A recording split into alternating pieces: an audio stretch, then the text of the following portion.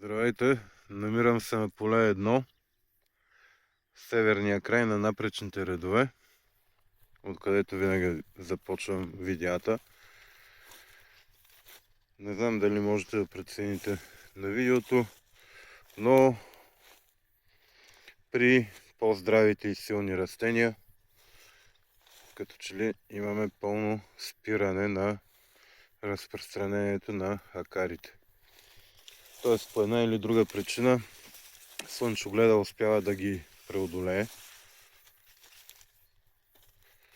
И така, ето едно силно растение.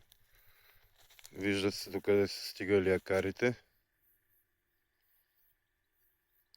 И по-нагоре спира тяхното разпространение.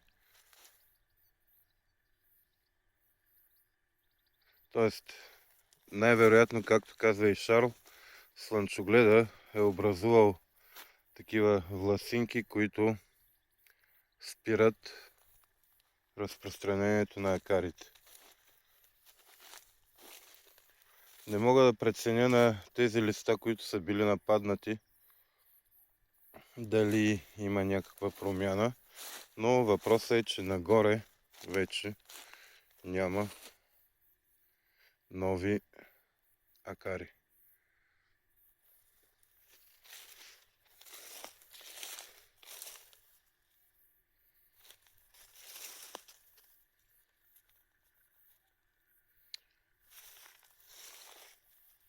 Интересното е, че и като че ли и при по-дребните растения се наблюдава това.